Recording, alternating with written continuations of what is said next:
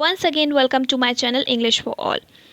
आज का हमारा टॉपिक है Aunt Jennifer's tiger by Adrienne Rich. Aunt Jennifer's tiger is a poem of a woman express her deep feeling through her art.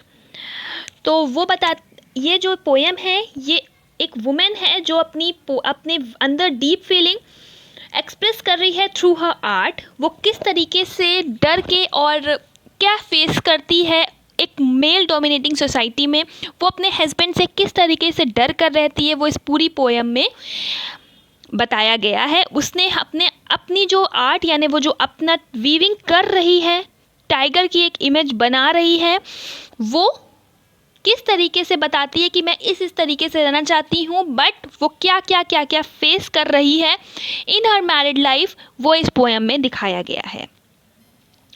अब बात करते हैं पोएट के बारे में, जो है एड्रिन रिच, जो कि 1929 में जिनका जन्म हुआ था एंड 2012 में उनकी डेथ हो गई थी। She was an American poet, atheist and feminist, one of the most widely read and influenced poets of the second half of the 20th century. Means second half of 20th century में इनकी poems बहुत ज़्यादा पढ़ी जाती थी। ये बहुत ही अच्छी उस समय की poet थी। उन्होंने अपनी कई सारी पोएम्स में एंड बहुत सारी पोएम्स में फेमिनिज्म की बात की है। वो एक एसेइस्ट भी हैं, पोएट भी हैं। तो इस पोएम में उन्होंने वुमेन का एक्सपीरियंस बताया है इन हर मैरिड लाइफ, और वो अपनी इनर फीलिंग बता रही है कि किस तरीके से एक मेल डोमिनेंट सोसाइटी में रहने से वो क्या फील करती हैं और वो कितना बुरा फील कर रही हैं। तो चलिए स्टार्ट करते हैं हमारी पोएम। तो ये है उसका टेक्स्ट। 3 स्ट्रेंजर की पोएम है। तो चलिए स्ट्रेंजर बाय स्ट्रेंजर हम इस पोएम को पोएम का एनालिसिस करेंगे। तो चलिए स्टार्ट करते हैं। First stranger. On Jennifer's tiger prance across a screen, bright topaz denizens of world of green. They do not fear the men within the tree. They pace in sleek silveric certainty. यहाँ पे the poet is describing a lady who addresses at Aunt Jennifer's. यहाँ पे poet ने एक lady की बात की है जिनको क्या नाम दिया है, आंट जेनिफर। वो कहती हैं आंट जेनिफर एक एम्ब्रॉयडरी कर रही हैं on a piece of cloth. वो कोई टेबल क्लॉथ भी हो सकता है या वॉल हैंगिंग भी हो सकती है। She didn't know what the piece of cloth was, but मान सकते हैं कि वो भी एक टेबल क्लॉथ हो सकता है या वॉल हैंगिंग हो सकती है जिसपे वो एम्ब्रॉयडरी कर रही हैं। She has designed it with beautiful tigers which are running fearless in a green forest. She had described their beauty by comparing them with a precious yellow stone known as topaz. She says that they appear bright yellow in a green background of the forest. They are fearless and they are not affected by the presence of men. Here we can sense the contrast of behavior between the tiger and ant. True, the tigers designed by her are fearless, but she herself is afraid of her husband. Further, the poet says that the tiger are proud and fearless citizens of the forest. They are very shiny and elegant. यहाँ पे जो aunt Jennifer हैं वो एक piece of cloth पे tiger बना रही हैं। वो टाइगर ग्रीन ग्रास में कूद रहे हैं फियरलेसली। यहाँ पे जो टाइगर हैं उनका कंपैरिजन किससे किया गया, येलो स्टोन से, जिसको कहते हैं टोपाज। और यहाँ पे आंट जेनिफर्स और टाइगर के बीच में जो कंपैरिजन किया गया है वो ये कि जिस तरीके से आंट जेनिफर अपने हस्बैंड से डर के रहती हैं, बट उन्होंने जो टाइगर बनाया है वो फियरलेस है और वो डरता नहीं है। वो जंगल का राजा है, वो फियरलेसली अपनी जगह पे या अपने फॉरेस्ट में घूम सकता है, but she is afraid of a husband. Second stranger. Aunt Jennifer's finger fluttering through her wool even the ivory needle hard to pull. The massive weight of uncle's wedding band sit heavily upon Aunt Jennifer's hand. अब यहाँ पे poet बताते हैं कि aunt Jennifer's किस तरीके से अपने हस्बैंड से डरती हैं। वो कहती हैं कि एम्ब्रॉयडरी करते समय उनके फिंगर्स जो हैं वो शेक कर रही हैं, मीन्स उनकी फिंगर्स जो है वो डर के मारे कांप रही हैं. Her husband didn't approve of a hobby of embroidery. क्यों? क्योंकि उनके जो हस्बैंड हैं उनको उनका एम्ब्रॉयडरी करने की हॉबी बिल्कुल पसंद नहीं है. Therefore, she trembles while she is embroidering the piece of cloth. It was become difficult for her to pull her needle up and down.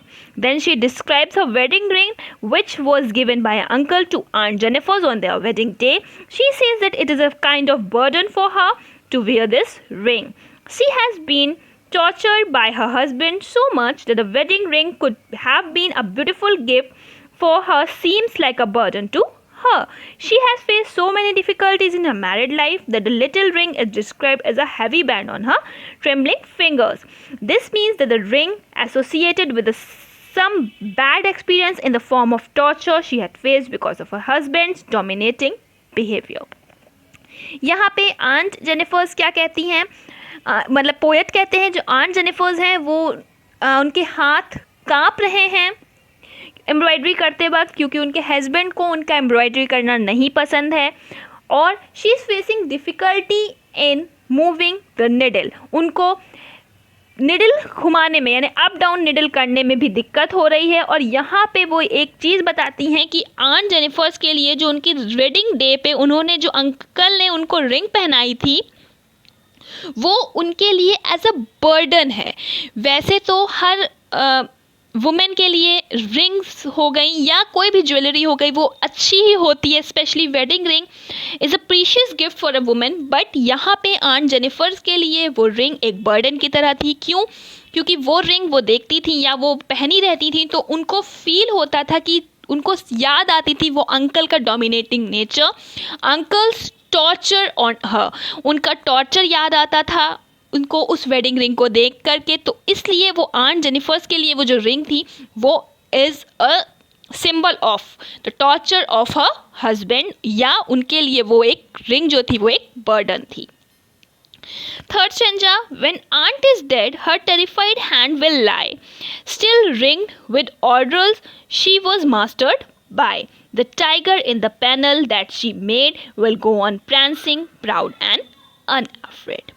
अब क्या होता है, यहाँ कहते हैं जब आंट जेनिफर्स मर जाएंगी या आंट जेनिफर्स जब ख़त्म हो जाएंगी, वो उनकी डेथ हो जाएगी, तब क्या होगा, वो जो रिंग है वो स्टिल उनके फिंगर में रहेगी. वो जिस दिन से उन्होंने वो रिंग पहनी थी वो अंकल की ऑर्डर्स मानने के लिए मजबूर हो गई थी. उनको अंकल जो थे उनको मास्टर करते थे, वो उस रिंग का बर्डन लेकर के ही उनकी डेथ हो जाएगी. बट ये जो आंट ने जो ये टाइगर बनाए हैं, ये जो prancing tigers, proud and unafraid, यानी वो जो टाइगर्स उन्होंने बनाए हैं कूदते हुए खुशी में, और अनफियरलेस फियरलेस टाइगर्स जो बनाए हैं वो इसी तरीके से कूदते रहेंगे, उसी तरीके से वो इमेज रहेगी अनअफ्रेड. बट आंटी के ऊपर से ये जो बर्डन है ये कभी नहीं हटेगा. बट अपने अंदर का जो ये विश है वो इस टाइगर के थ्रू, यानी उन्होंने जो एम्ब्रॉयडरी बनाई है वो इस टाइगर के थ्रू उन्होंने दिखाया. तो वो चाहती हैं कि वो एक फियरलेस लाइफ जिए, बट शी कैन नॉट, क्योंकि अब वो उनकी डेथ तक ऐसे ही रहेंगी. वो रिंग उनके हाथ में टिल हर डेथ रहेगी. वो अब ये जो ऑर्डर्स हैं अंकल के वो इसी तरीके से लेकर के वो ख़त्म हो जाएंगी. बट ये जो टाइगर उन्होंने एम्ब्रॉयडरी की है वो ऐसे के ऐसे रहेंगे फियरलेस. तो यहाँ पे the poet said that one easily sense aunt's desire for freedom and fearless through her design of tiger. Further, she said it is not possible for aunt to achieve this freedom during her lifetime. She will attain it only after her death. But here also the irony of her life is that still she will be tied up with a shackle in the form of husband's wedding ring. The ring was sole proof of the torture which she had faced from her husband. On the other hand, there are the tigers designed by Aunt Jennifer, which will always, despite her desire of living a fearless life by jumping proudly and bravely on a piece of clothes.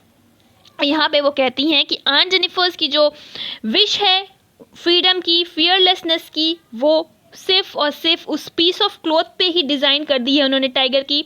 वो possible नहीं है कि वो aunt Jennifer's freedom achieve कर सकें अपनी life time में, वो शायद उनको तभी मिले आफ्टर हर डेथ, बट फिर भी उस समय भी उनकी फिंगर में वो रिंग रहेगी, जो वेडिंग रिंग है वो उनके फिंगर में तब भी रहेगी, वो तब भी उस बंधन से बंधी रहेंगी। वो जो वेडिंग रिंग है वो उस टॉर्चर का प्रूफ है जो आंट जेनिफर्स अपने हस्बैंड की तरफ से फेस करती आई हैं लाइफ टाइम। उसी तरह उन्हीं के जो टाइगर्स हैं जो आंट जेनिफर ने बनाया है वो फियरलेसली जंप करते रहेंगे proudly and bravely on a piece of cloth. तो यहाँ पे ये पोएम तो थ्री स्ट्रेंजर की ख़त्म होती है, और इसमें आप समझ गए होंगे कि इसमें कंपैरिजन किससे किया, कंपैरिजन नहीं हुआ है। यहाँ पे एक टाइगर का एक अलग फ्रेज दिखाया है एंड आंट जेनिफर का एक अलग फ्रेज दिखाया है, दोनों में कोई कंपैरिजन नहीं है। आंट जेनिफर्स एंड टाइगर में अगर पूछें कि क्या सिमिलरिटीज़ हैं तो there was no similarities in Aunt Jennifer and tiger. In one hand, Aunt Jennifer was tortured by her husband, and she was living a life which was mastered by her husband. But in other hand, Tiger is free and fearless and unafraid of any of the things in the jungle. तो यानी किसी भी चीज़ से वो afraid नहीं है जंगल में, वो fearless है। तो थैंक यू, आई होप आपको ये पोएम समझ में आई होगी। एंड प्लीज़ अगर आपको पोएम अच्छी लगी हो, हमारा एक्सप्लेनेशन अच्छा लगा हो, तो प्लीज़ लाइक शेयर सब्सक्राइब ज़रूर करिएगा। And thank you for watching.